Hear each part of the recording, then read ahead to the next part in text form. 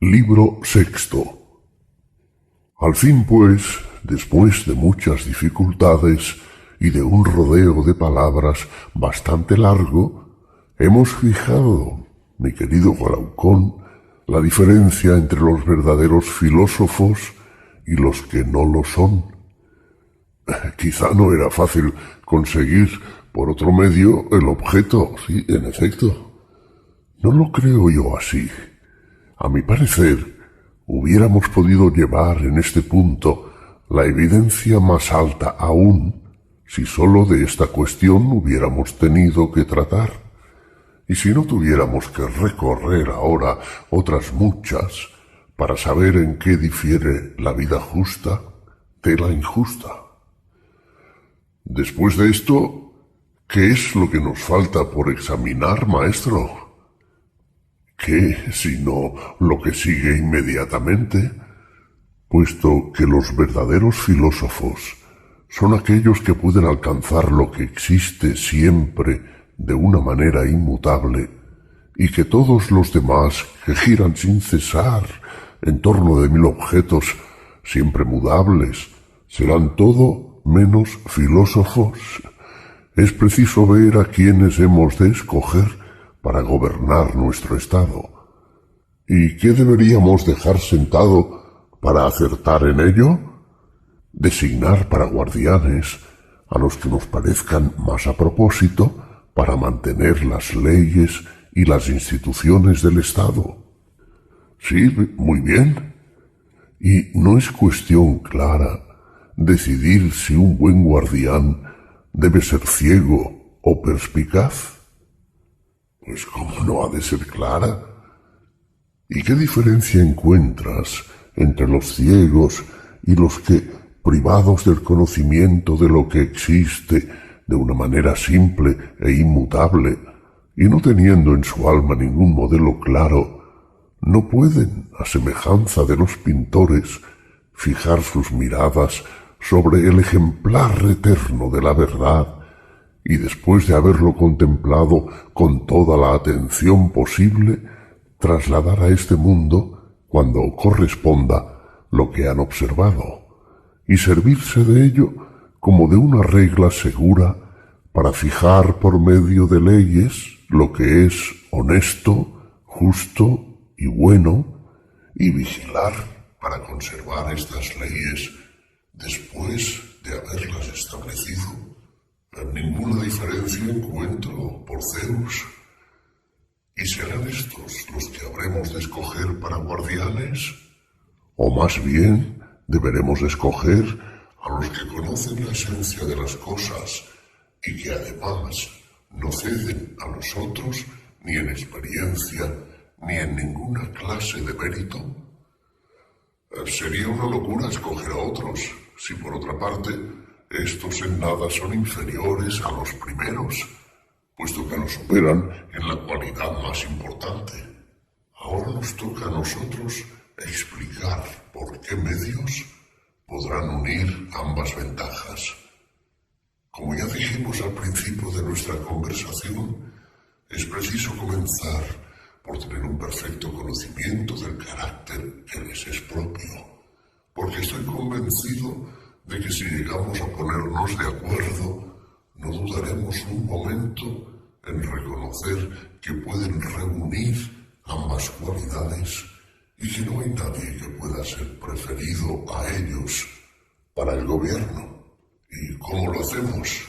Convengamos, por lo pronto, en que el primer signo de la naturaleza filosófica es amar con pasión la ciencia, que puede conducirle al conocimiento de esta esencia inmutable, inaccesible a las vicisitudes de la generación y de la corrupción. Con ello sucede además lo que con los enamorados y ambiciosos con relación al objeto de su ambición y de su amor, porque aman todo lo que afecta a esta esencia sin despreciar ninguna parte, grande o pequeña, más o menos imperfecta. Pues tienes razón. Examina después si no es necesario que los que hayan de ser, como hemos dicho, estén dotados por naturaleza de esta otra condición. ¿Cuál? El horror a la mentira, a la que negarán toda entrada en el alma, al paso que habrán de tener un amor igual por la verdad. Así parece. No, no solo así parece, mi querido amigo, no, sino que es absolutamente necesario que el que ama a alguno ame todo lo que le pertenece y todo lo que tiene relación con él. Y encontrarás algo que esté más estrechamente ligado con la ciencia que la verdad. ¿Cómo podría encontrarlo? ¿Es posible que tengan la misma naturaleza el amante de la sabiduría y el de la falsedad? No, no, no, de ningún modo. Por consiguiente, el espíritu verdaderamente ávido de ciencia debe, desde la primera juventud, amar y buscar la verdad. Pero sabemos que cuando los deseos se dirigen con violencia hacia un objeto, tienen menos vivacidad respecto a todo lo demás, porque el torrente corre, por decirlo así, en esta sola dirección. Por consiguiente, aquel cuyos deseos se dirigen hacia las ciencias solo gusta de los placeres puros que pertenecen al alma. Respecto a los del cuerpo, los desdeña si no es filósofo fingido, sino auténtico. Un hombre de tales condiciones es templado y enteramente extraño a la avaricia, porque las razones que obligan a los demás a correr tras las riquezas con todo su dispendio no tienen ninguna influencia sobre él. Para distinguir el verdadero filósofo del que no lo es, precísase fijarse también en otra cosa. ¿En cuál cosa? Que no haya en su alma nada que lo envilezca, porque la pequeñez no puede tener absolutamente cabida en un alma que debe abrazar en sus indagaciones todas las cosas divinas y humanas. Nada más cierto. Pero, ¿crees que un alma grande, que abraza en su pensamiento todos los tiempos y todos los seres, mire la vida del hombre como cosa importante? Pues es imposible. Luego, un alma de este temple ¿no temerá la muerte? No, en modo alguno. De esta manera, un alma cobarde y vil jamás tendrá ni la más pequeña comunicación con la verdadera filosofía. Pues no lo creo. ¿Pero qué? Un hombre ordenado, exento de avaricia, de vileza, de vanidad y de cobardía, ¿puede ser injusto o de un carácter intratable? Pues no puede. Cuando se trate, pues, de discernir cuál es el alma nacida para la filosofía, observarás si desde los primeros años da muestras de equidad y de dulzura, o si es huraño e intratable. Tampoco dejarás, a mi juicio, de fijar tu atención en otro punto. ¿Cuál? Si tiene facilidad o dificultad para aprender. ¿Puedes esperar que un hombre tome gusto por cosas que hace con gran trabajo y con escaso resultado? Pues no sería factible. Pero si no retiene nada de lo que aprende, si todo lo olvida, es posible que salga de su vaciedad de saber. ¿Y cómo podría? Viendo que trabaja sin fruto, ¿no se verá al fin precisado a odiarse a sí mismo y a odiar tal ejercicio? Por lo tanto, no incluiremos en el rango de las almas nacidas para la filosofía a aquella que todo lo olvida, porque queremos que esté dotada de una excelente memoria. Pero un alma sin armonía y sin gracia no se ve naturalmente arrastrada a observar un comportamiento sin mesura que otro si no. La verdad es amiga de la desmesura o de la mesura. De la mesura. Busquemos, pues, una mente amiga de la gracia y de la medida, y cuya tendencia natural apunte a la contemplación de la esencia de las cosas, y todas las cualidades cuyo deslinde acabamos de hacer no se ligan entre sí, y no son todas ellas necesarias al alma que debe elevarse al más perfecto conocimiento del ser. Todas le son necesarias. Merecerá ser criticada bajo ningún concepto una profesión para la que no puede ser capaz sino el que está dotado de memoria, de penetración, de grandeza de alma, de afabilidad, y que es amigo y en cierto modo aliado de la verdad, de la justicia, de la fortaleza y de la templanza. El mismo Momo no encontraría nada que observar. A tales hombres, perfeccionados por la educación y por la experiencia, y sólo a ellos deberás confiar el gobierno del Estado.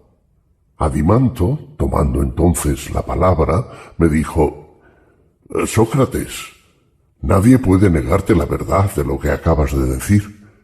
Pero he aquí una cosa que sucede de ordinario a los que conversan contigo sobre esto.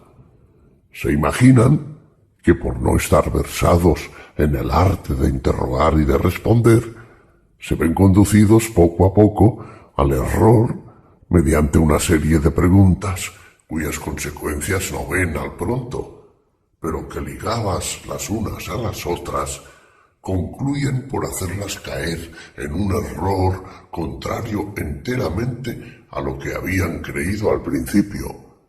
Y así como en el juego de fichas los malos jugadores se ven de tal manera entorpecidos por los hábiles que concluyen por no saber qué pieza mover, en la misma forma tu habilidad en manejar no las piezas, sino las palabras, concluye por poner a los interlocutores en la imposibilidad de saber qué decir, sin que por ello haya verdad en tus palabras.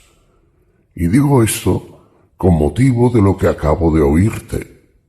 En efecto, se te debe decir que es imposible, en verdad, oponer nada a cada una de tus preguntas en particular, pero que si se examina la cosa en sí, se ve que los que se consagran a la filosofía, no los que hacen solo durante su juventud para completar su educación, sino los que envejecen en este estudio, son, en su mayor parte, de un carácter extravagante e incómodo, por no decir otra cosa peor. Y los más capaces de ellos se hacen inútiles para la sociedad por haber abrazado este estudio de que haces tantos elogios.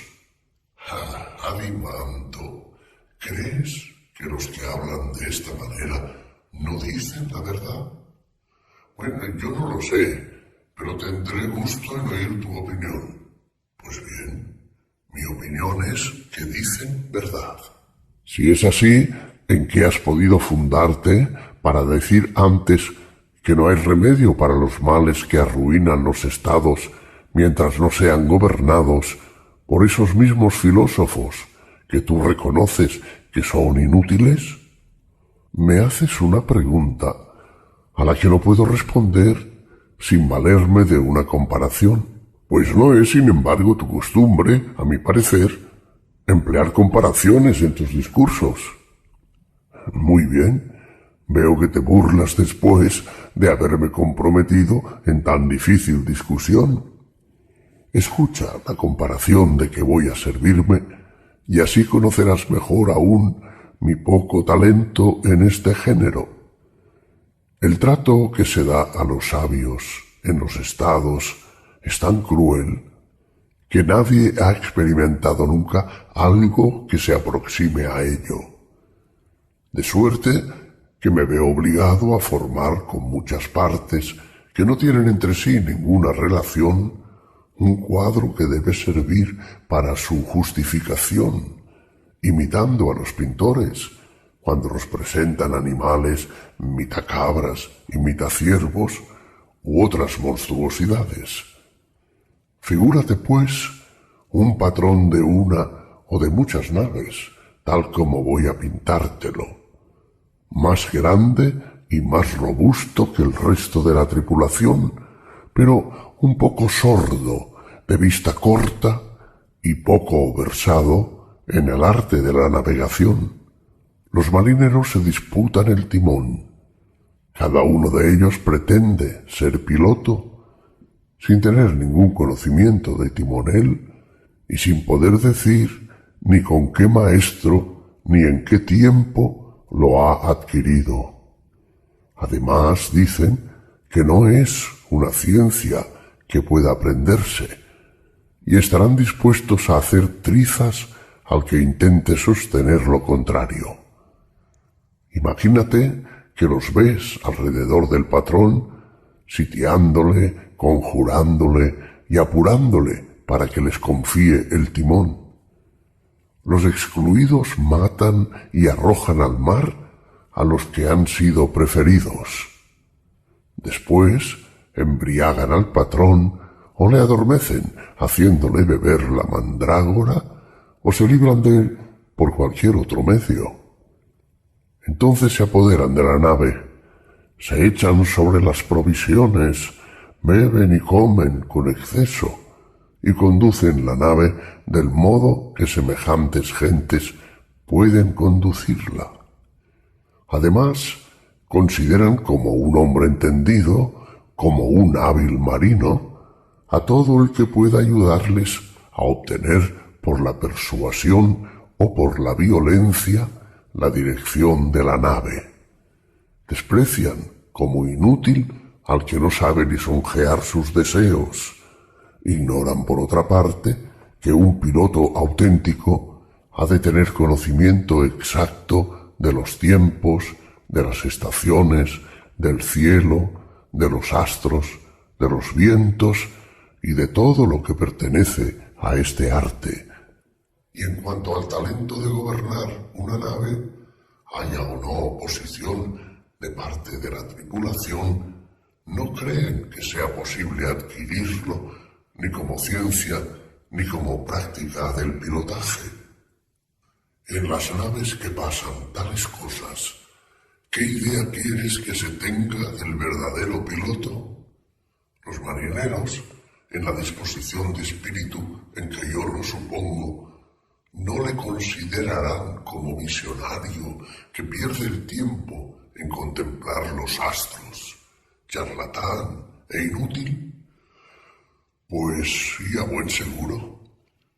No creo que haya necesidad de examinar en detalle la comparación para ver qué es la imagen fiel del tratamiento que se da a los verdaderos filósofos en los diversos estados. Comprende sin duda mi pensamiento. Sí, claro, por supuesto. Presenta, pues, esta comparación al que se asombre de ver a los filósofos tratados en los estados de una manera tan poco honrosa. Trata de hacerle comprender que sería una maravilla mucho mayor que sucediera lo contrario. Dile también que tienes razón al considerar a los más sabios de los filósofos como agentes inútiles para el Estado, pero que no es a estos a quienes es preciso atacar echándoles en cara su inutilidad, sino a los que no se dignan emplearlos, porque no es natural que el piloto suplique a la tripulación que le permita conducir la nave, ni que los sabios vayan de puerta en puerta a hacer la misma súplica a los ricos. El que se ha atrevido a emitir esta idea se ha engañado. La verdad es que al enfermo, sea rico o pobre, es al que corresponde acudir al médico, y en general lo natural es que el que tiene necesidad de ser gobernado vaya en busca del que puede gobernarle, y no que aquellos cuyo gobierno pueda ser útil a los demás supliquen a estos que se pongan en sus manos. Y así no te engañarás comparando los políticos que están hoy a la cabeza de los negocios públicos con los marineros de que acabo de hablar, y a los que éstos consideran como agentes inútiles, perdidas en la contemplación de los astros con los verdaderos pilotos. Muy bien, se sigue de aquí que es difícil que la mejor profesión se vea honrada por los que siguen un camino del todo opuesto, pero las mayores y más fuertes calumnias que a la filosofía se han inferido son debidas a esos que dicen practicarla. A ellos se refiere tu acusador de la filosofía al decir que la mayor parte de los que la cultivan son hombres perversos y que los mejores de ellos son, cuando menos, inútiles. Acusación que tú y yo hemos tenido por fundada. Di, ¿no es así? Pues sí. ¿No acabamos de ver la razón de la inutilidad de los buenos? Pues en efecto, ¿quieres que indaguemos ahora la causa inevitable de la perversidad de la mayoría de los filósofos y que nos esforcemos en demostrar, si es posible, que no es la filosofía sobre la que ha de recaer la falta? Por supuesto que sí. Sigamos, pues, dialogando, pero no sin antes recordar lo que dio origen a esta digresión, es decir, cuáles son las cualidades necesarias para llegar a ser un hombre de bien. La primera y principal es, como recordarás, la verdad que debe buscarse en todo y por todo, siendo la verdadera filosofía absolutamente incompatible con el espíritu de mentira. Sí, eso es lo mismo que dijiste, y sobre este punto no opinan de muy distinta manera la mayor parte de los hombres al referirse al filósofo. Pues, en efecto, a tu parecer, no tendremos razón para responder que el que tiene verdadero amor a la ciencia no se detiene en las cosas que no existen más que en apariencia, sino que, nacido para reconocer lo que existe realmente, tiende hacia lo mismo, con un amor y con un denuedo infatigables, hasta llegar a unirse a ello mediante la parte del alma que tiene más íntima relación con la misma realidad que se busca, y hasta que por último, creando en él esta unión y este divino consorcio, el conocimiento y la verdad alcanza una vista clara y distinta del ser y vive mediante éste una verdadera vida, dejando de ser su alma presa de los dolores del alumbramiento. Pues no es posible responder mejor. ¿Y puede amar la mentira un hombre de estas condiciones? ¿No le causará, por el contrario, un grande odio? Pues lo odiará, y cuando es la verdad la que abre el camino, jamás diremos que pueda llevar tras sí el cortejo de los vicios. Antes bien, a la verdad van unidas siempre costumbres puras y arregladas, siendo la templanza su compañera. Exacto. Y habrá necesidad de poner por segunda vez en fila el coro de las cualidades inseparables de la natural condición del filósofo. Debes recordar, creo yo, que el valor, la grandeza de alma, la facilidad en aprender y la memoria eran sus cualidades esenciales. Y entonces tú nos interrumpiste diciendo que en verdad era imposible resistir a nuestras razones, pero que si, dejando aparte los discursos, se echaba una mirada sobre la conducta de los seres en cuestión, no se podía menos de confesar que unos son inútiles y otros, que son los más, enteramente perversos. Después de habernos ocupado de indagar la causa de esta acusación, hemos llegado a examinar por qué la mayor parte de ellos son perversos, y esto nos ha obligado a trazar de nuevo el carácter del verdadero filósofo. Ahora es preciso examinar cómo una índole tan bella se corrompe y se pervierte, de suerte que son muy pocos los que escapan a la corrupción general, y estos son precisamente aquellos a quienes se mira no como perversos, sino como hombres inútiles. Después consideraremos cuál es el carácter de esos que imitan y suplantan en sus menesteres esa naturaleza, y qué clase de almas son quienes, usurpando una profesión de que son indignos y que está fuera de sus alcances, incurren en mil extravíos y ocasionan, en tu opinión, el descrédito universal de la filosofía. ¿Cuáles son entonces las causas de corrupción a que te refieres? Voy a decírtelas si soy capaz de ello. Por lo pronto, todo el mundo convendrá conmigo en que muy raras veces aparecen sobre la tierra hombres de índole natural tan feliz que reúnan en sí todas las cualidades que exigimos en un verdadero filósofo. ¿No crees? Pues sí, en efecto. Mira ahora las causas poderosas que influyen para que se malogre este pequeño número. ¿Y cuáles son? Lo que más te ha de sorprender es que estas mismas cualidades que hacen tan apreciables estos caracteres corrompen algunas veces el alma del que las posee y le separan de la filosofía. Me refiero al valor, a la templanza y a las demás cualidades de que hemos hecho mención. Eso es en verdad bien extraño. Además de esto, todo lo que los hombres consideran como bienes, la belleza, las riquezas, la fuerza del cuerpo, las grandes uniones que dan poder político y todas las demás ventajas de esta naturaleza, no contribuyen menos a pervertir el alma. Debes comprender a lo que me refiero. Sí, pero quisiera que me lo explicaras más por extenso. Fíjate bien y directamente en este principio general, y lejos de parecerte extraño cuanto acabo de decirte, será para ti completamente evidente. ¿Qué quieres que haga?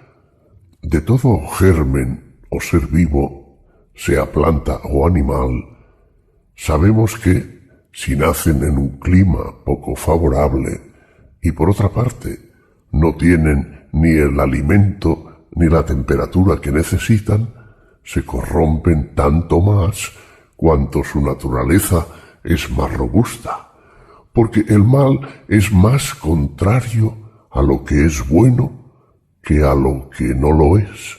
Y, como no, también es una verdad que un mal régimen daña más a lo que es excelente por su naturaleza que a lo que nos es más que mediano.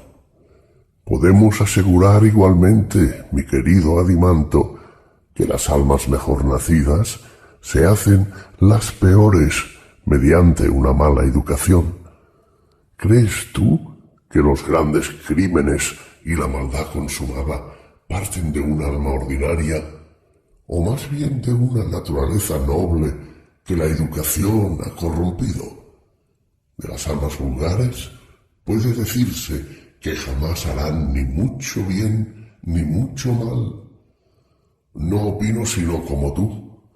Por consiguiente, creo yo, una de dos: si la índole natural filosófica es cultivada de forma adecuada, necesariamente ha de llegar de grado en grado hasta la misma virtud.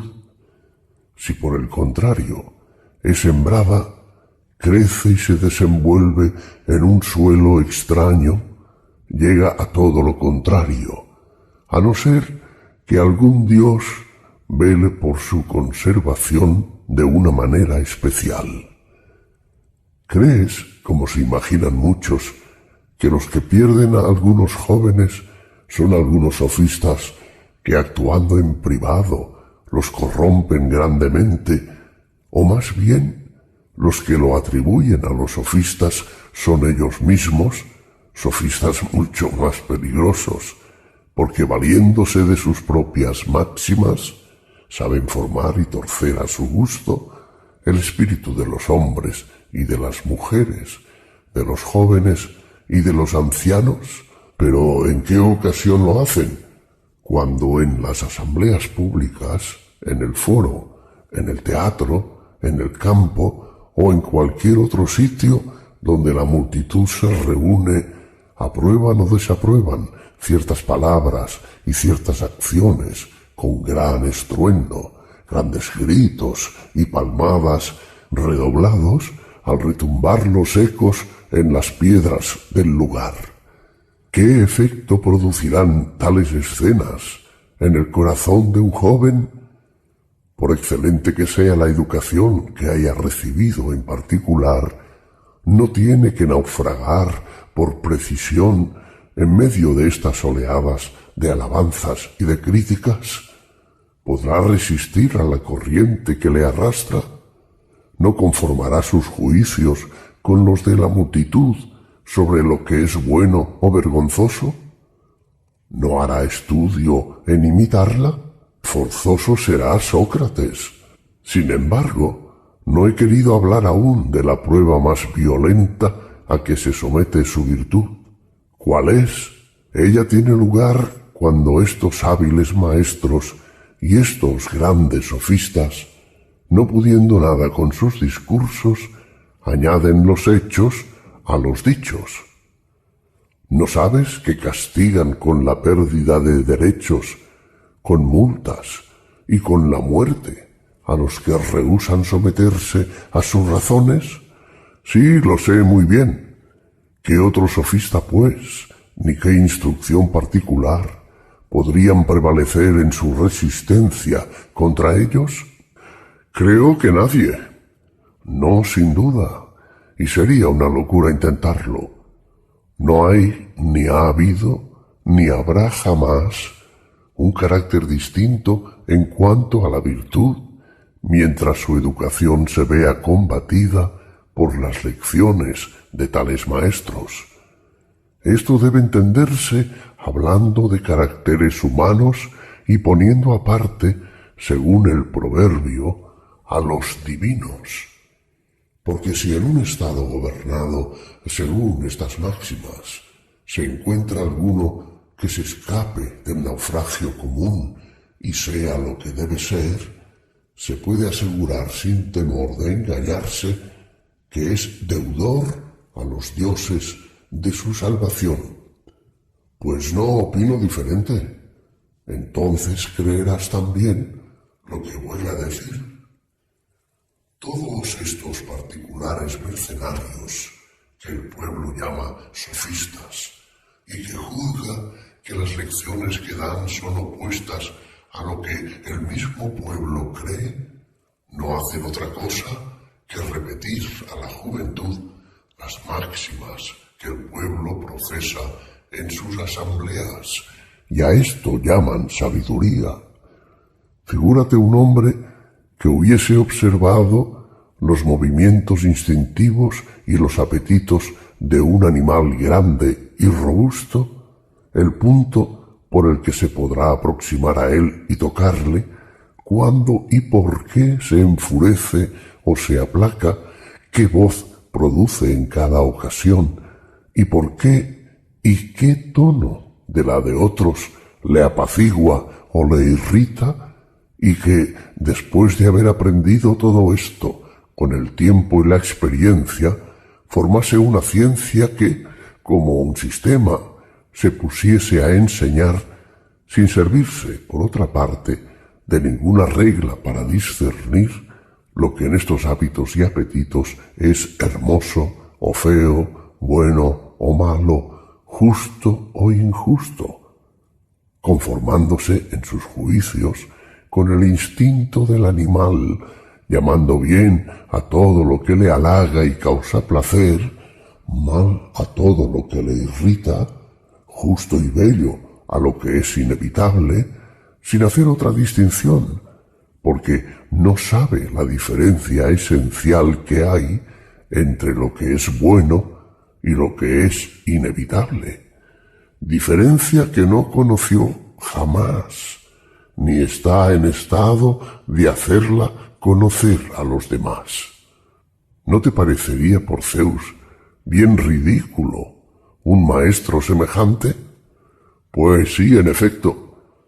¿Y no es esta, punto por punto, la imagen de los que hacen consistir la sabiduría en conocer lo que desea la multitud reunida, lo que la lisonjea, sea en pintura, sea en música, sea en política? ¿No es evidente que si alguno presenta en estas reuniones alguna obra de poesía o de arte, o cualquier proyecto de utilidad pública remitiéndose al juicio de la multitud, tiene una necesidad de conformarse a todo lo que ella ha de aprobar?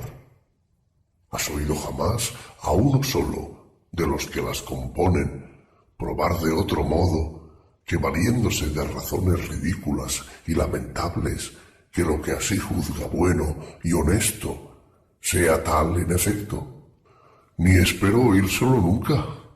A todas estas reflexiones une la siguiente: ¿es posible que la multitud oiga con gusto y mire como verdadero este principio, que existe lo bello en sí, pero no la pluralidad de las cosas bellas, y cada cosa en sí, pero no la multitud de cosas particulares? No, en modo alguno. Por consiguiente, es imposible que el pueblo sea filósofo. Pues sí, imposible. Y por lo tanto, necesariamente ha de despreciar a los que se dedican a la filosofía. Pues necesariamente, y los despreciarán también esos particulares que viven entregados al pueblo y que se consagran a complacerle. Es evidente. Ahora bien, ¿cuál es el verdadero asilo donde el verdadero filósofo pueda retirarse para perseverar en la profesión que ha abrazado y llegar al punto de perfección a que aspira? Júzgalo por lo que acabamos de decir.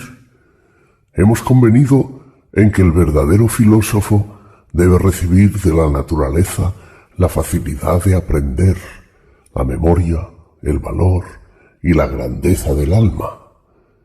Desde la infancia será el tal el primero entre sus iguales, sobre todo si las perfecciones del cuerpo corresponden en él a las del alma.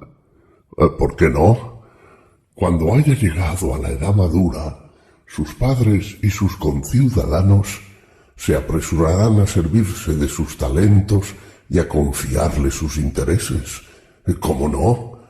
Le abrumarán con halagos y súplicas, previendo de antemano el crédito que algún día alcanzará en su patria, y le obsequiarán para tenerlo seguro de antemano. Así sucede de ordinario. ¿Qué quieres que haga en medio de tantos aduladores, sobre todo si ha nacido en un estado poderoso, si es rico, de distinguido nacimiento, hermoso de cara y de ventajosa talla?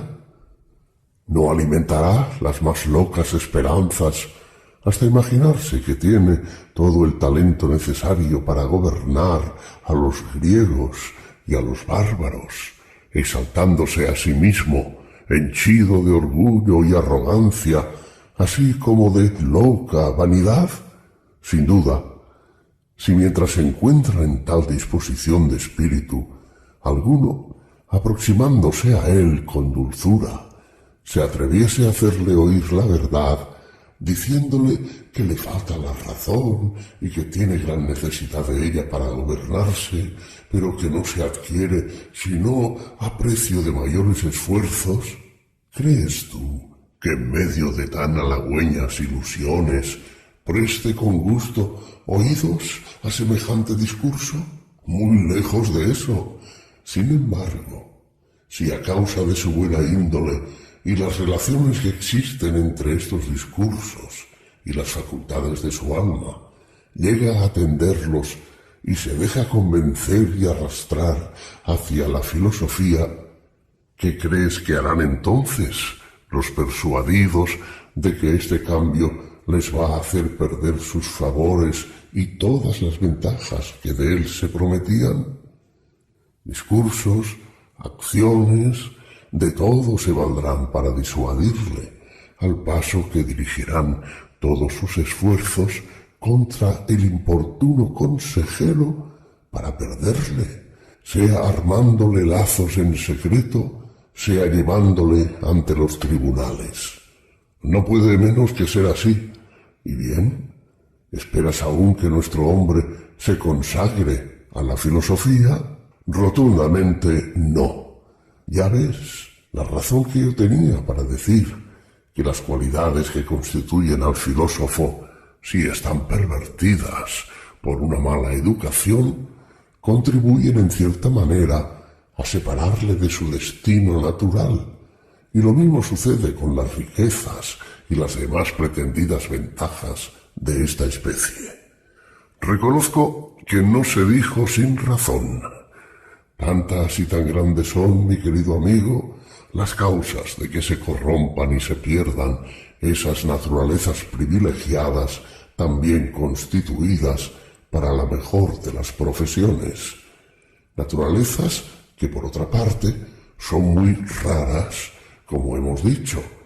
Estos hombres, así pervertidos, son los que causan los mayores males al Estado y a los particulares, y los que, por el contrario, cuando cambian de dirección en buen sentido, producen los mayores bienes. Una medianía no es capaz de nada grande, ni para el particular, ni para el Estado. Pues es muy cierto. De modo que estos mismos hombres, después de haber abandonado la profesión para que nacieron y de haber condenado la filosofía a la soledad y al desprecio, llevan una vida contraria a sus tendencias naturales y a la verdad, y al mismo tiempo la filosofía abandonada de esta manera por sus propios hijos, ve que éstos son reemplazados por otros supuestos que la deshonran y atraen sobre ella todos esos cargos de que hablabas, y de todos los que la cultivan, los unos no sirven para nada, y la mayor parte son dignos de los mayores males. Eso es ciertamente lo que se dice de continuo, y no sin fundamento. Hombres de poco valor, al ver el puesto desocupado y alucinados por los nombres distinguidos y títulos que lleva consigo, abandonan con gusto una profesión oscura, llegando acaso a mostrar gran habilidad en su modesta técnica, y se echan en brazos de la filosofía a la manera de esos criminales fugados de las prisiones que van a refugiarse en los templos, porque la filosofía, a pesar del estado de abandono a que se ve reducida, conserva aún sobre las demás artes un ascendiente y una superioridad que hacen que la busquen esos que no nacieron para ella, esos viles artesanos que con un trabajo servil han desfigurado el cuerpo y al mismo tiempo degradado el alma. ¿No es forzoso que así sea? Por supuesto. Al verlos, dirás que esto difiere de cuando un herrero calvo y de menguada estatura, que acaba de verse libre de las cadenas y de los grillos, que ha reunido un poco de dinero, después de limpiarse en el baño y de vestirse con un traje nuevo, va a casarse con la hija de su amo, reducida a la pobreza y el abandono? Pues no hay ninguna diferencia. ¿Qué hijos saldrán de semejante matrimonio? Indudablemente, hijos contrahechos y degenerados. Por fuerza, en igual forma, ¿qué pensamientos y opiniones han de salir del comercio de estas almas bajas y sin cultura con la filosofía? ¿No serán pensamientos dignos de ser llamados sofismas, desprovistos de nobleza y de toda verdadera inteligencia? Absolutamente. Queda pues, mi querido Adimanto, reducido el número bien escaso de verdaderos filósofos, algún espíritu elevado, perfeccionado por la educación, que, aislado por el destierro, debe su perseverancia en el estudio de la sabiduría al cuidado que ha tenido de alejarse de los corruptores, o bien alguna alma grande que, nacida en un estado pequeño, se consagre a la filosofía por el desprecio que, con razón, le inspiran los asuntos públicos o cualquier otra profesión.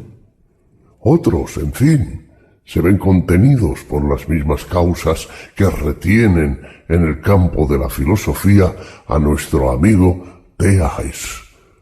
Todo cuanto puede alejar a un hombre de la filosofía parece haberse reunido contra él, pero su cuerpo enfermo le impide mezclarse en los asuntos públicos. Con respecto a mí, no vale la pena hablar de ese genio que me acompaña y me aconseja sin cesar. Apenas se encontrará otro ejemplo en todo el pasado. Ahora bien, el que entre este pequeño número de hombres gusta y ha gustado la dulzura y la felicidad que se encuentra en la sabiduría, viendo la locura del resto de los hombres y el desorden introducido en los estados por los que se mezclan en su gobierno, no percibiendo por otra parte en torno suyo nadie que quiera secundarle en los esfuerzos que habría de hacer para sacar la justicia de la opresión, de suerte que no tuviese que temer nada por sí mismo, viéndose, como quien dice, en medio de una multitud de bestias feroces, de cuyas injusticias no quiere hacerse partícipe y a cuya saña en vano intentaría oponerse, seguro de ser inútil a sí mismo y a los demás, y de perecer antes de haber podido hacer servicio alguno a la patria y a todos sus amigos. Haciéndose todas estas reflexiones, se mantiene en reposo y entregado exclusivamente a sus propios negocios, y así como un viajero, asaltado por una violenta borrasca, se considera dichoso si encuentra un paredón que le sirva de abrigo contra el agua y los vientos, en la misma forma, viendo que la injusticia reina por todas partes impunemente, se da por satisfecho si puede, exento de iniquidad y de crímenes, pasar sus días en la inocencia y salir de esta vida tranquilo, alegre y henchido de bellas esperanzas.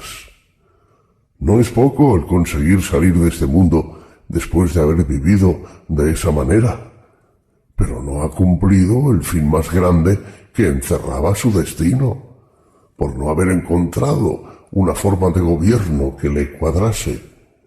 En un gobierno de tales condiciones, el filósofo se hubiera desenvuelto más y hubiera sido útil a sí mismo y a la comunidad. Creo, sin embargo, que hemos demostrado suficientemente la causa y la injusticia de los cargos que se hacen a la filosofía. ¿Tienes aún alguna dificultad que oponer? Nada tengo que añadir sobre esta materia, pero dime, de todos los gobiernos actuales, ¿cuál es el que convendría a un filósofo? Ninguno. Precisamente lo que lamento es que no encontramos ni una sola forma de gobierno que convenga a un filósofo.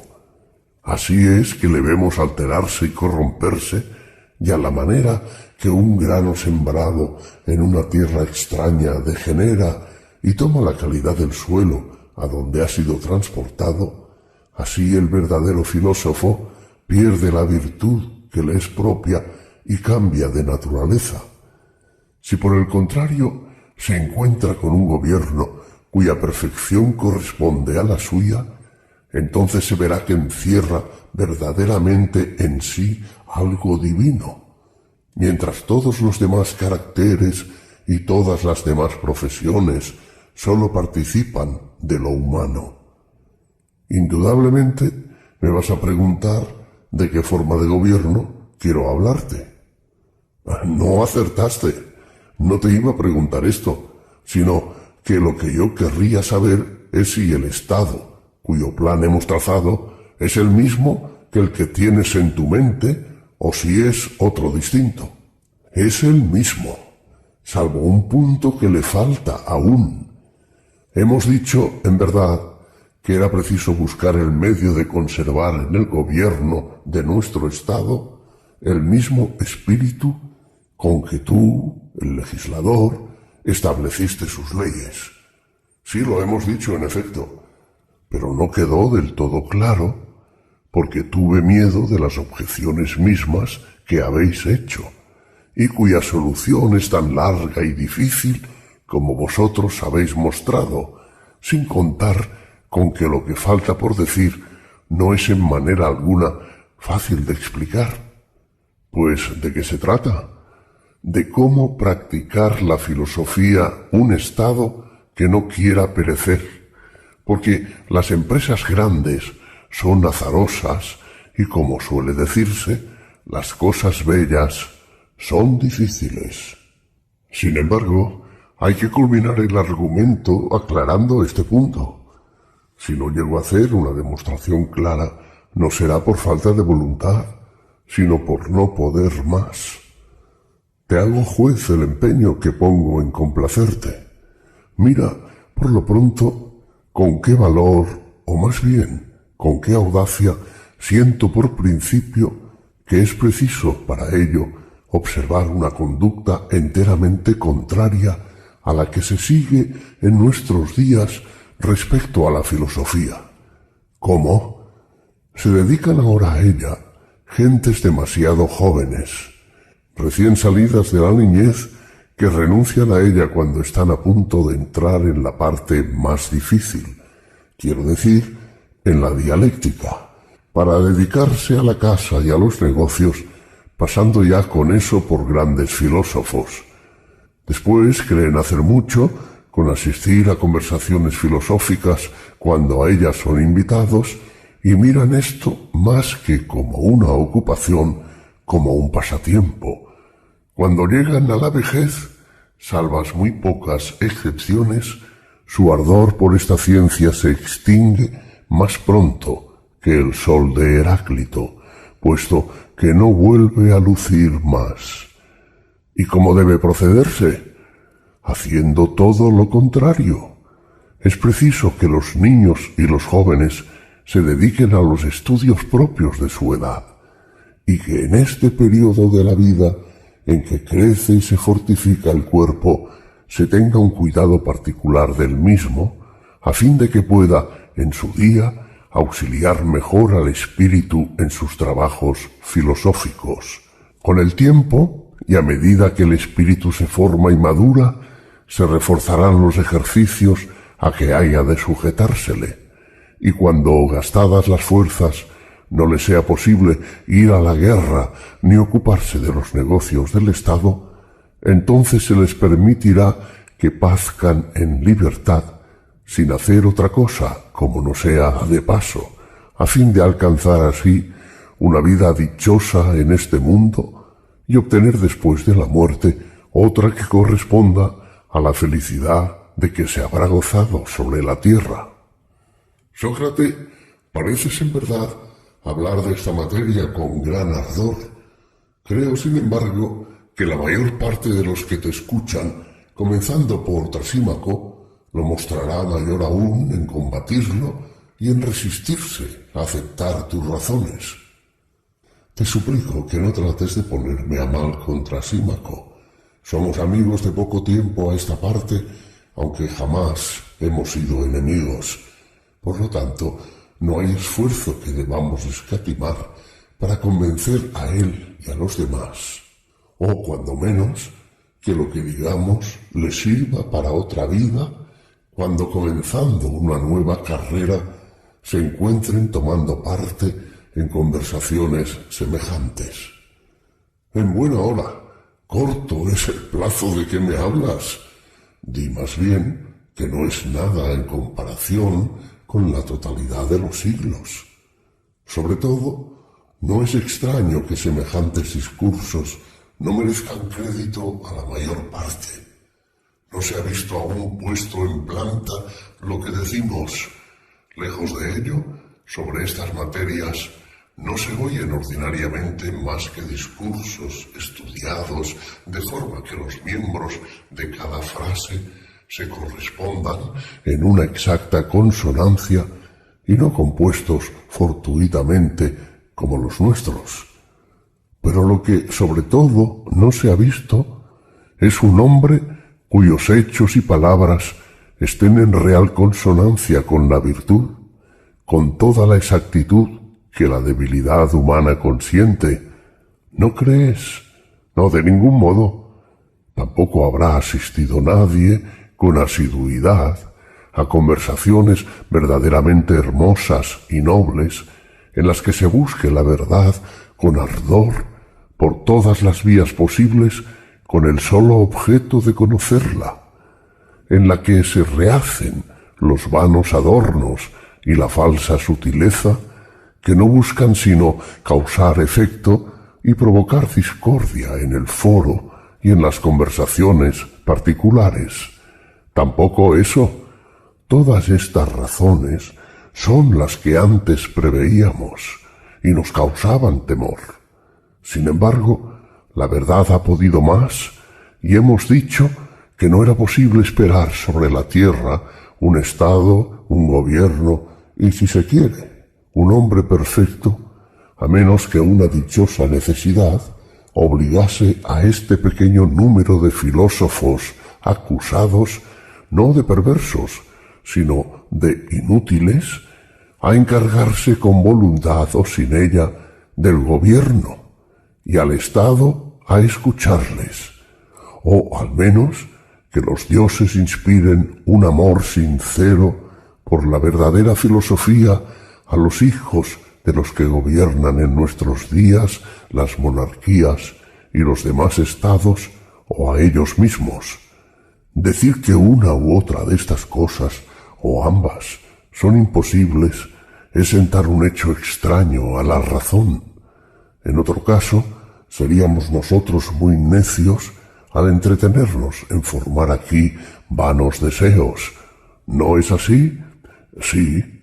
Luego, si en los infinitos siglos pasados se ha visto un verdadero filósofo en la necesidad de regir el timón de un Estado, o si esto mismo se verifica en algún país bárbaro, tan distante que se oculte a nuestras miradas, o si llega a verificarse algún día, estamos prontos a sostener que ha habido, que hay o que habrá un Estado tal como el nuestro, cuando esta musa ejerza en él la suprema autoridad.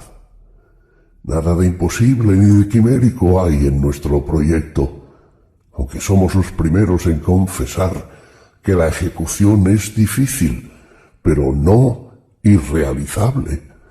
Soy de tu dictamen, pero ¿me vas a decir que la generalidad de los hombres, en cambio, no piensa lo mismo? Tal vez. Oh, mi querido amigo, no tengas formada tan mala opinión de la multitud. Cualquiera que sea su manera de pensar, en lugar de disputar con ella, trata de reconciliarla con la filosofía, destruyendo las malas impresiones que le ha inspirado. Muéstrale los filósofos de que quieres hablar. Define cómo acabamos de hacer su carácter y el de su profesión. No sea que se imagine que hablas de los filósofos que son como ella piensa. Dirás que, aun cuando vean en claro lo que son, siempre formarán de ellos una idea conforme con la que tenían. ¿Crees que corazones que no conocen la hiel ni la envidia se irritarán contra el que no se irrita y que querrán hacer mal a quien no lo quiere para nadie? Preveo tu objeción y te declaro que un carácter tan intratable no es el de la multitud, y sí el de muy pocos. Convengo en ello por completo. Pues bien, entonces convendrás también en que los que indisponen a tantos con la filosofía son esos intrusos que, después de irrumpir indebidamente en ella, se llenan de injurias mutuamente y cuyos discursos no tratan sino cuestiones personales. Semejante conducta es bien impropia de un filósofo, porque, mi querido Adimanto, el que mira como su único estudio la contemplación de la verdad, no tiene tiempo para hacer descender sus miradas sobre la conducta de los hombres, ni para ponerse a luchar con ellos lleno de envidia y acritud, sino que, teniendo sin cesar fijo el espíritu sobre los objetos que guardan entre sí un orden constante e inmutable, los cuales, sin perjudicarse los unos a los otros, conservan siempre los mismos puestos y las mismas relaciones, consagra toda su atención a imitar y a expresar en sí este orden invariable. Es posible, en efecto, que se admire y se conviva con una cosa sin hacer esfuerzos por imitarla. No, eso no puede ser. Por lo tanto, el filósofo, gracias a la estrecha relación en que vive con los objetos divinos, entre los que reina un orden inmutable, se hace un hombre divino y ajustado en todo lo que puede serlo un hombre, aunque en todo se encuentra excusa para la calumnia. Tienes razón, sí, pues algún motivo poderoso le obligase a no limitar sus cuidados a su propia perfección, y sí a hacerlos extensivos al gobierno y a las costumbres de sus semejantes, introduciendo el orden que ha admirado en la esencia de las cosas. ¿Crees tú que sería un mal maestro en todo lo relativo a la templanza, justicia y demás virtudes públicas? No, en modo alguno. Pero si el pueblo llega a penetrarse una vez de la verdad de lo que decimos de él, se irritará contra los filósofos y rehusará creer con nosotros que un Estado no puede ser dichoso a menos que el plan del mismo sea trazado por estos artistas según el modelo divino que constantemente tienen a la vista. No se irritará si se da cuenta de ello, pero ¿de qué manera trazarán los filósofos ese plan de que hablas? Mirarán al Estado y el alma de cada ciudadano como una tablilla que es preciso ante todo limpiar, lo cual no es fácil, porque los filósofos, a diferencia de los legisladores ordinarios, no querrán ocuparse de dictar leyes a un Estado o a un individuo si no los han recibido puros y limpios, o si los mismos filósofos no los han hecho tales. Pues harán bien, y después, ¿no crees que esbozarán las líneas generales de gobierno? ¿Cómo no? Trabajarán enseguida sobre este lienzo, dirigiendo sus miradas repetidamente ya sobre lo naturalmente justo, bello y temperante y todas las demás virtudes, ya sobre el punto a que el hombre puede arribar en la realización de este ideal, y mediante la mezcla y combinación de instituciones formarán el hombre verdadero conforme a aquel modelo que Homero llama adivino y semejante a los dioses cuando lo encuentra en un hombre. Muy bien, y pienso que será preciso borrar muchas veces y otras añadir nuevos rasgos hasta que el alma del hombre se aproxime lo más posible a este estado de perfección que la hace agradable a los dioses. No puede haber una pintura más hermosa. ¿Qué te parece?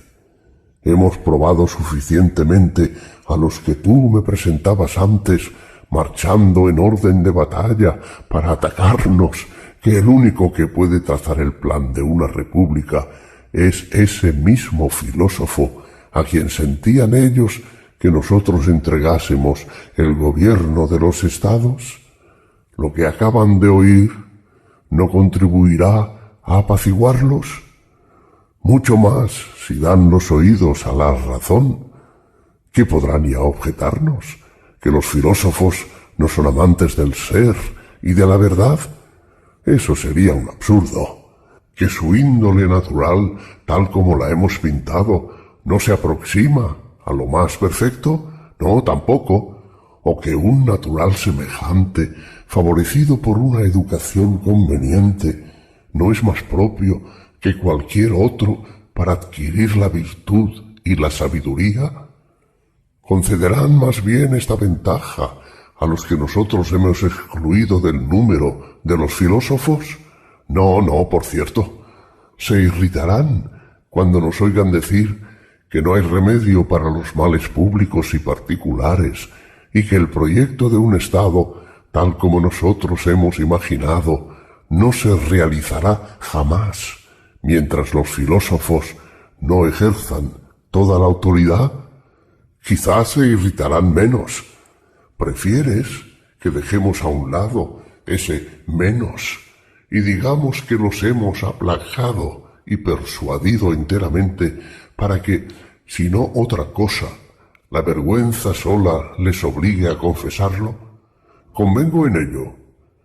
Démoslos, pues, por convencidos en este punto. Y ahora, ¿quién puede dudar que los hijos de los reyes y de los jefes de los estados pueden nacer con disposiciones naturales para la filosofía? Nadie. Y podría decirse que aun cuando nazcan con semejantes disposiciones, es una necesidad inevitable el que se perviertan. Convenimos en que es difícil que se salven de la corrupción general, pero que en todo el curso de los tiempos no se salve ni uno solo. ¿Hay nadie que se atreva a decirlo? ¿Cómo van a hacerlo? Por lo tanto, basta que se salve uno y que encuentre sus súbditos dispuestos a obedecerle para ejecutar lo que se tiene hoy por imposible. Basta uno solo. Si llega el caso de que el jefe de un Estado haga las leyes y los reglamentos de que hemos hablado, ¿no es imposible que sus súbditos consientan someterse a ellos? No, sin duda. Y es una cosa extraña y chocante que el proyecto que hemos concebido nosotros lo conciba un día el pensamiento de otro. Pues no lo creo. No hemos demostrado, a mi juicio, suficientemente que una vez que se tenga por posible nuestro sistema, es muy ventajoso. Sí, suficientemente. Concluyamos, por lo tanto, que si nuestro plan de legislación puede tener lugar, es excelente, y que si la ejecución es difícil, por lo menos no es imposible. Así es, puesto que después de muchos esfuerzos hemos llegado ya al término que apetecíamos, veamos lo que sigue, es decir, con el auxilio de qué ciencias y con qué clase de ejercicios formaremos hombres capaces de mantener la constitución política en su integridad y a qué edad deberán consagrarse a este servicio. Veámoslo. Entonces de nada me ha servido hasta ahora mi maña para dejar de hablar de la posesión de mujeres, de la procreación con los hijos, y de la elección de los magistrados, sabiendo cuán delicada era esta materia y cuál sería la dificultad en la ejecución de un sistema enteramente conforme a la verdad, puesto que me veo ahora precisado a tocar estos puntos. Es cierto que he hablado de lo relativo a las mujeres y a los hijos, pero con relación a los magistrados tengo que volverlo a tratar de lleno. Dijimos, si te acuerdas, que debían mostrar un gran celo por el bien público y que este celo debía probarse en medio del placer o del dolor, de tal manera que ni los trabajos, ni el temor, ni ninguna otra situación crítica les hiciese perder de vista esta máxima, que era preciso desechar a aquel que hubiera sucumbido en estas pruebas y escoger por magistrado al que saliera tan puro como el oro pasado por el fuego, colmándole de honores y de distinciones durante su vida y después de su muerte.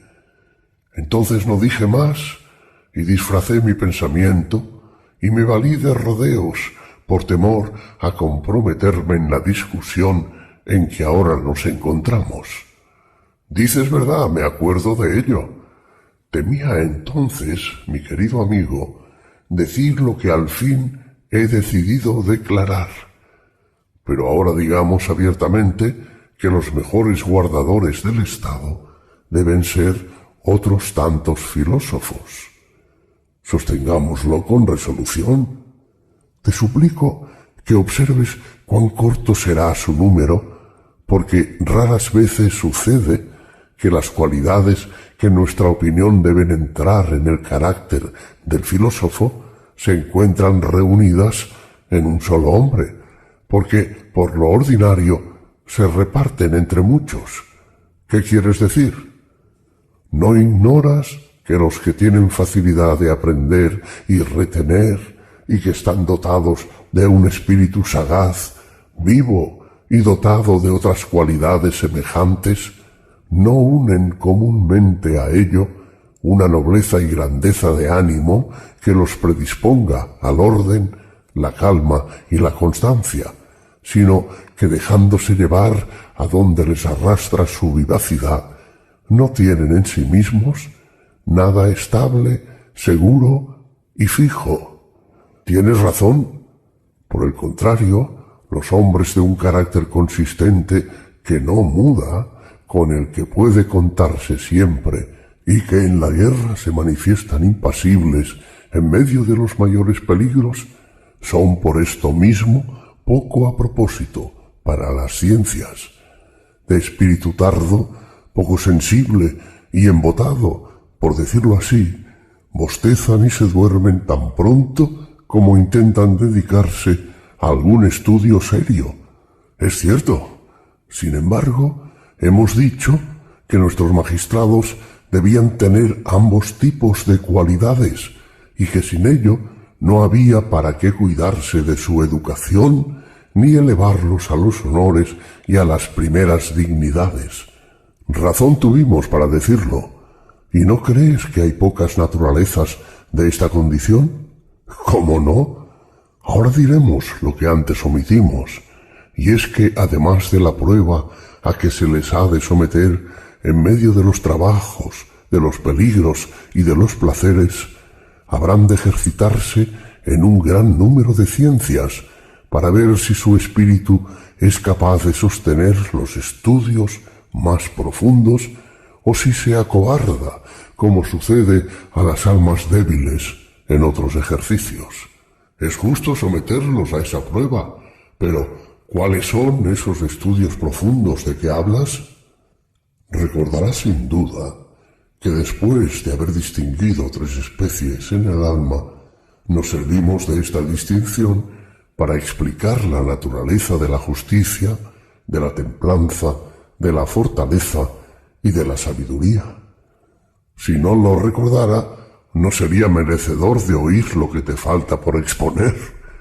¿Recordarás también lo que dijimos antes? Que que se podía tener de estas virtudes un conocimiento más exacto, pero que para llegar a conseguirlo era indispensable hacer un largo rodeo, y que podíamos conocerlas también por una vía que nos separase menos del camino que habíamos emprendido. Al parecer, os disteis por contentos, y en consecuencia traté este punto, a mi entender, muy imperfectamente, y ahora os toca a vosotros decir si quedasteis satisfechos. Con respecto a mí lo quedé, y me pareció que los otros lo quedaron igualmente. Pero en materias de esta importancia, mi querido amigo, toda medida a la que falta algo ya no es suficiente, porque de ninguna cosa puede ser justa medida lo imperfecto. Sin embargo, es achaque ordinario en muchos el darse desde luego por satisfechos y creer que no hay necesidad de llevar más adelante las indagaciones. Ese es un defecto común a muchos, que tiene por origen la indolencia, pero también, si hay alguno que deba estar libre de este defecto, es el guardián del Estado y de las leyes. Naturalmente, es preciso por lo mismo que dé este gran rodeo de que acabamos de hablar y que se ejercite lo mismo en aprender que en los demás ejercicios, o jamás llegará al más alto grado de esta ciencia sublime que conviene a él más que a ningún otro, como poco ha decíamos. Pero, ¿hay conocimiento más sublime que el de la justicia y el de las demás virtudes de que hemos hablado? Sin duda. Y añado que respecto a estas virtudes, el bosquejo que hemos trazado no basta, y que no se debe renunciar a un cuadro más acabado, pues ¿no sería ridículo que se esforzara uno por dar la máxima precisión a cosas poco importantes y que no pusiera un especial cuidado en dar la máxima exactitud a las cosas más elevadas?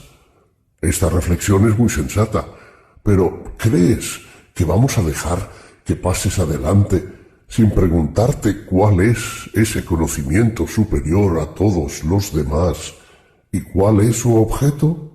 No, en modo alguno, y puedes preguntarlo. Después de todo, me lo has oído hasta la saciedad. Y ahora, o no tienes memoria, o lo que me parece más probable, solo intentas entorpecerme con objeciones. Me inclino por esto último, pues me has oído decir muchas veces que la idea del bien es el objeto del más sublime conocimiento y que la justicia y las demás virtudes deben a esta idea su utilidad y todas sus ventajas. Sabes muy bien que esto mismo, poco más o menos, es lo que tengo que decirte ahora, añadiendo que no conocemos esta idea sino imperfectamente, y que si no llegáramos a conocerla, de nada nos serviría todo lo demás. Así como la posesión de cualquier cosa es inútil para nosotros sin la posesión del bien. ¿Crees en efecto que sea ventajoso poseer algo, sea lo que sea, si no es bueno, o conocer todas las cosas a excepción de lo bello y de lo bueno? No, por Zeus, no lo creo. Tampoco ignoras que los más hacen consistir el bien en el placer, y otros, más ilustrados, en el conocimiento. ¿Cómo no? También sabes, mi querido amigo, que los que son de esta última opinión se ven embarazados para explicar lo que es el conocimiento y al fin se ven reducidos a decir que es el conocimiento del bien. Sí, y eso es muy chistoso. Sin duda es una cosa muy graciosa de su parte echarnos en cara nuestra ignorancia respecto al bien y hablarnos enseguida de él como si lo conociéramos. Dicen que es el conocimiento del bien, como si nosotros debiésemos entenderles desde el momento en que pronuncian la palabra bien. Es muy cierto, pero los que definen la idea de bien por la de placer incurren en un error menor que el de los otros. No están precisados a confesar que hay placeres malos, en efecto, y por consiguiente no les pasa que llegan a admitir que las mismas cosas son buenas y malas. ¿Qué otra cosa si no? Es evidente que esta materia está llena de numerosas y grandes dificultades. ¿Cómo no? Y no es evidente también que respecto a lo justo y lo bello, muchos se atendrán a las simples apariencias en sus palabras y en sus acciones, pero que cuando se trate del bien, aquellas no satisfarán a nadie y se buscará algo real sin dejarse llevar de tales apariencias. Efectivamente, y este bien, a cuyo goce aspira toda alma, en vista del cual lo hace todo, cuya existencia sospecha, pero en medio de la incertidumbre y sin poder definirlo con exactitud, ni con esa fe inquebrantable que tiene en las demás cosas, lo cual le priva de las ventajas que podría sacar de ellas. Este bien, tan grande y tan precioso, ¿será conveniente que la parte escogida del Estado, a la que deberemos confiar todo, lo desconozca como la generalidad de los hombres? No, de ninguna manera. Pienso efectivamente que no será un seguro guardián de lo justo y de lo bello el que no conozca las relaciones que mantienen con el bien, y auguro que nadie podrá conocer suficientemente lo bello y lo justo sin conocer previamente el bien. Tienes razón al augurarlo. Nuestro Estado estará por tanto bien gobernado si lo guarda un guardián que posea el conocimiento de todas estas cosas. Así debe ser. Pero, Sócrates, ¿en qué haces consistir tú el bien? ¿En la ciencia, en el placer o en qué otra cosa? Vaya con este. Hace rato que conocía que no querías atenerte a lo que han dicho aquellos de cuyas opiniones nos hemos ocupado. Lo que no me parece razonable, mi querido Sócrates, es que un hombre ha reflexionado durante toda su vida sobre esta materia, diga cuál es la opinión de los demás y no diga la suya. Pero, ¿qué? ¿Te parece más razonable que un hombre hable de lo que no sabe, como si lo supiese? No, no como si lo supiese, no, pero puede acceder a expresar como una opinión lo que cree. ¿Cómo? ¿No te haces cargo de lo defectuosas que son todas esas opiniones que no están fundadas en ningún principio cierto? Las mejores de ellas no son completamente oscuras, y los hombres que por casualidad encuentran la verdad, pero sin poder dar razón de ella, ¿se diferencian en algo de los ciegos que siguen el camino recto? No, en nada. ¿Quieres ver entonces cosas informes, oscuras y mal fundadas, cuando puedes oírlas claras y magníficas de otros? Por Zeus, Sócrates, ¿no te parece aquí como si hubieras llegado al término? Nosotros nos daremos por satisfechos si nos explicas la naturaleza del bien en la forma que has explicado la de la justicia, la de la templanza y la de las demás virtudes. También yo me daría por contento, compañero, pero temo que semejante cuestión sea superior a mis fuerzas y que por el empeño de querer daros gusto vaya a exponerme a vuestras burlas.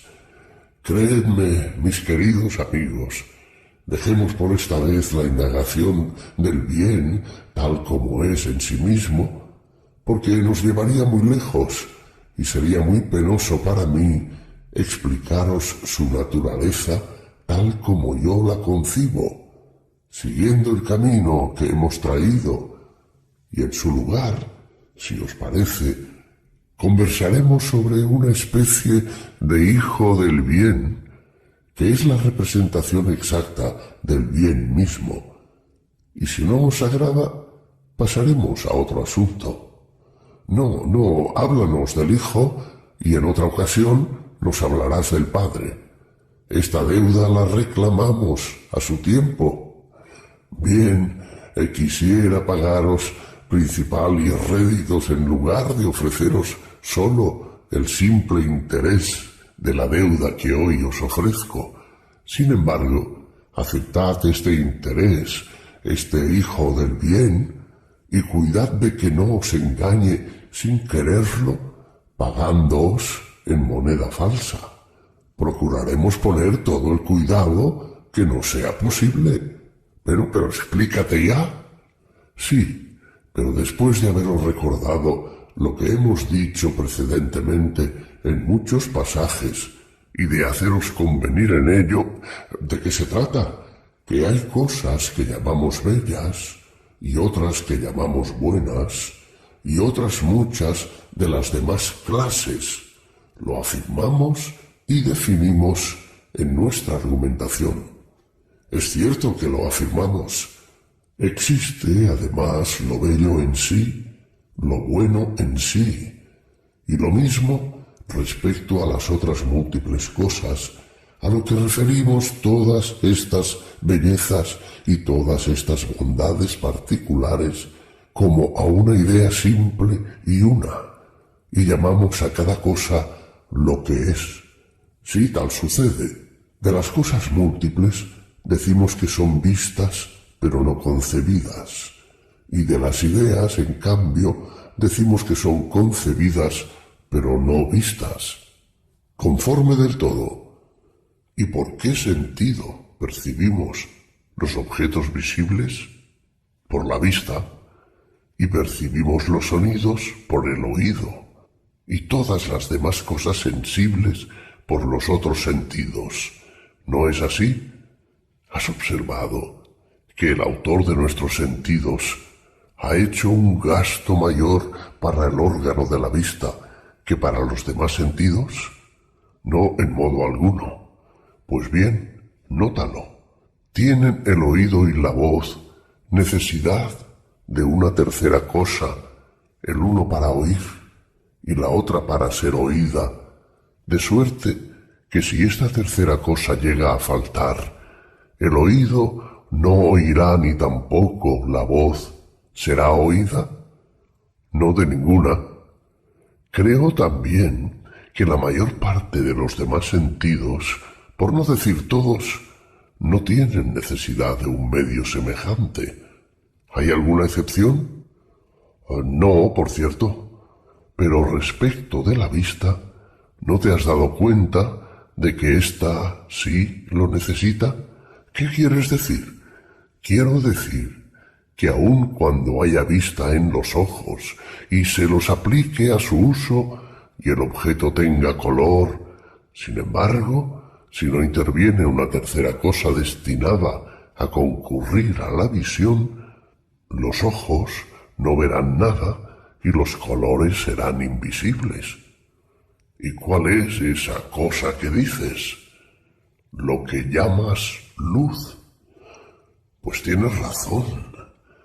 El sentido de la vista no tiene, por lo tanto, pequeña ventaja sobre los demás, que es la de estar unido a su objeto por un lazo de muchísimo valor, a no ser que se diga que la luz es una cosa despreciable. Está muy distante de serlo. De todos los dioses que están en el cielo, ¿cuál es el dueño de estas cosas y productor de la luz que hace que nuestros ojos vean y que los objetos sean vistos con la mayor perfección posible? En mi opinión, como en la tuya y en la de todo el mundo, es el sol. Ahora bien, Mira si la relación que une a la vista con este Dios es tal como voy a decir. ¿Cómo? La vista, lo mismo que la parte en que se forma y que se llama ojo, no es el sol. No, en efecto, pero de todos los órganos de nuestros sentidos, el ojo es, a mi parecer, el que más semejanza tiene con el sol. La facultad que tiene de ver no la posee como una emanación cuya fuente es el sol. Sí, absolutamente. Y el sol, que no es la vista, pero que es el principio de ella, es percibido por la misma. Sí, así es. Pues ten en cuenta que cuando hablo del Hijo del Bien, es del sol del que quiero hablar. El Hijo tiene una perfecta analogía con su Padre. El uno es en la esfera visible con relación a la vista y a sus objetos, lo que el otro es a la esfera ideal con relación a la inteligencia y a los seres inteligibles. ¿Cómo? Te suplico que me lo expliques algo más. ¿Sabes que cuando se dirigen los ojos a objetos que no están iluminados por el sol, y sí solo por los astros de la noche, apenas se los puede distinguir? Parece uno casi ciego y la vista no está clara. Así sucede, sí, pero cuando los ojos miran a cosas iluminadas por el sol, las ven distintamente y la vista se muestra presente en ellos. Pues considera que lo mismo sucede respecto al alma. Cuando fija sus miradas en objetos iluminados por la verdad y por el ser, los ve claramente, los conoce y muestra que está dotada de inteligencia. Pero cuando vuelve sus miradas sobre lo que está envuelto en tinieblas, sobre lo que nace y perece, su vista se turba, se oscurece y ya no tiene más que opiniones que mudan a cada momento. En una palabra, parece completamente privada de inteligencia. Así parece, en efecto.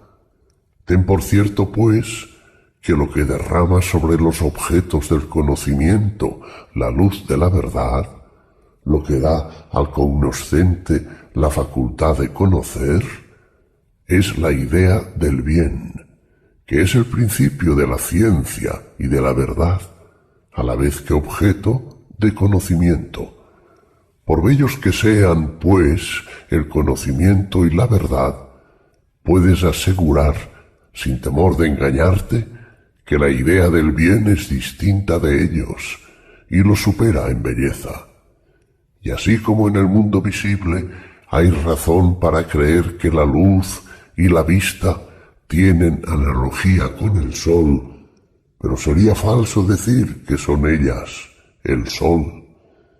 En la misma forma, en el mundo inteligible pueden considerarse la ciencia y la verdad como imágenes del bien, pero no habrá razón para tomar la una o la otra por el bien mismo, cuya naturaleza es de valor infinitamente más elevado.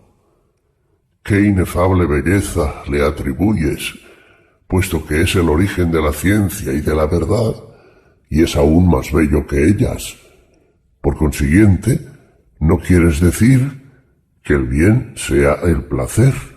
Ten tu lengua, pero considera su imagen con más atención y de esta manera. ¿Cómo? Indudablemente tú crees, como yo, que el sol no sólo hace visibles las cosas que lo son, sino que les da también la generación, el crecimiento y el alimento, sin ser él mismo generación. ¿Cómo habría de serlo? Lo mismo puedes decir que los seres inteligibles no sólo reciben del bien su inteligibilidad, sino también su ser y su esencia, aunque el bien mismo no sea esencia, sino una cosa muy por encima de la esencia en razón de dignidad y de poder. ¡Gran Apolo! ¡Qué excelencia maravillosa! Tú tienes la culpa. ¿Por qué se me ha obligado a decir lo que pienso sobre esta materia? No te detengas, te lo suplico, y acaba la comparación del bien con el sol, si aún falta algo. Verdaderamente sí, y aún falta mucho. Pues te ruego que no omitas el menor detalle. Me temo que no dejarán de escapárseme muchos rasgos de semejanza, muy a pesar mío. Pero nada que pueda ser dicho ahora lo omitiré a sabiendas. No lo hagas. Imagínate que el bien y el sol son dos reyes, el uno del mundo inteligible y el otro del mundo visible. No digo del cielo por temor de que creas que, con ocasión de esta palabra, quiero dar lugar a un equívoco. Aquí tienes, por consiguiente, dos especies de seres, unos visibles y otros inteligibles.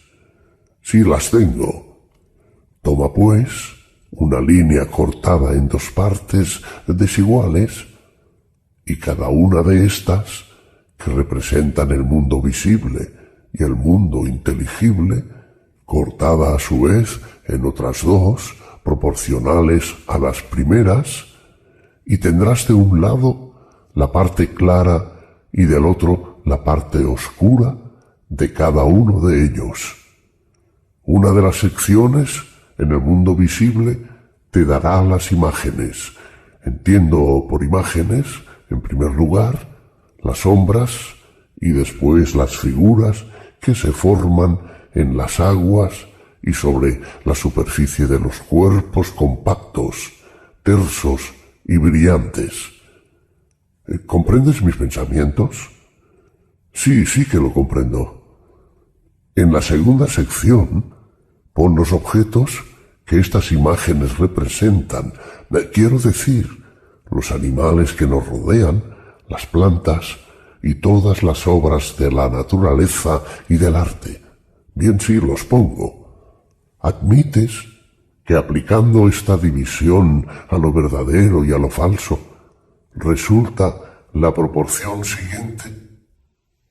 Lo que las apariencias son a las cosas que ellas representan es la opinión del conocimiento. ¿Convengo en ello? Veamos ahora cómo debe dividirse el segmento de lo inteligible. ¿Cómo? En dos partes, la primera de las cuales no puede alcanzar el alma sino sirviéndose de las cosas del mundo visible que antes considerábamos imitadas, como de otras tantas imágenes, partiendo de ciertas hipótesis, no para remontarse al principio, sino para descender a las conclusiones más remotas.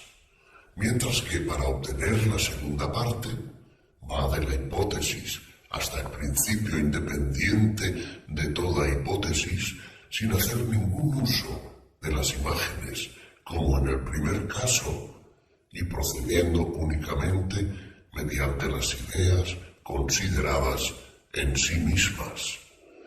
No comprendo bien lo que acabas de decir. Lo comprenderás luego de lo que voy a decir ahora. No ignoras, creo yo, que los geómetras y los aritméticos suponen dos clases de números, los pares y los impares, figuras, tres especies de ángulos, y así otras cosas semejantes según la demostración que intentan hacer, que miran enseguida estas suposiciones como otros tantos principios ciertos y evidentes de los que no se dan razón a sí mismos ni la dan a los demás. Y en fin, que partiendo de estas hipótesis descienden por una cadena no interrumpida de proposición en proposición hasta llegar a la que intentaban demostrar. Sí, eso ya lo sé. Sabes también que se valen para esto de figuras visibles a las que refieren sus razonamientos, aunque no piensen en ellas, sino en otras figuras representadas por aquellas. Por ejemplo, no recaen sus razonamientos sobre la diagonal que ellos trazan, sino sobre el cuadrado tal cual es en sí mismo con su diagonal. Lo mismo digo de las demás figuras que representan, sea en relieve, sea por el dibujo, y que se reproducen también ya en su sombra, ya en las aguas. Los geómatras las emplean como otras tantas imágenes que les sirven para conocer las verdaderas figuras que sólo pueden conocer por el pensamiento. Dices verdad. Esta es la primera clase de las cosas inteligibles. El alma, para llegar a conocerlas, se ve precisada a valerse de sus suposiciones, no para remontarse a un primer principio, porque no puede ir más allá de las hipótesis que ha hecho, sino que, empleando como imágenes los objetos terrestres y sensibles, imitados a su vez por los de abajo, y suponiendo que son claros y evidentes, se sirve de ellos. Veo que el método de que hablas es el de la geometría y demás ciencias de esta clase. Hazte cargo ahora de lo que yo sitúo en el segundo segmento de lo inteligible. Es lo que el alma comprende inmediatamente por medio del poder dialéctico, haciendo algunas hipótesis que no considera como principios, sino como simples suposiciones, y que le sirven de grados y de puntos de apoyo para elevarse hasta un primer principio independiente de toda hipótesis. Se apodera de este principio y, adhiriéndose a todas las conclusiones que de él dependen, desciende desde allí hasta la última conclusión, pero sin apoyarse en nada sensible, sino sólo en ideas puras, por las que su demostración comienza, procede y termina. Comprendo algo, pero no lo bastante. Me parece enorme esta empresa. Sin embargo, figuráseme que lo que te propones es probar que el conocimiento que del ser y lo inteligible se adquiere por la dialéctica es más claro que el que se adquiere por medio de las artes que se sirven de ciertas hipótesis como principios. Es cierto que estas artes están obligadas a valerse del pensamiento y no de los sentidos, pero como están fundadas en suposiciones y no se elevan hasta un principio, crees que no tienen ese claro convencimiento que tendrían si se remontaran a un principio. Y llamas pensamiento discursivo, pero no intelección, a mi parecer, el que se adquiere por medio de la geometría y demás artes semejantes, y le colocas entre la opinión y la intelección. Has comprendido perfectamente. Aplica ahora a estas 4 secciones las 4 diferentes operaciones del alma, a saber, a la primera, la pura intelección; a la segunda, el pensamiento discursivo; a la tercera, la creencia; y a la cuarta, la figuración. Y concede a cada una de estas maneras de conocer más o menos evidencia según que sus objetos participen más o menos de la verdad.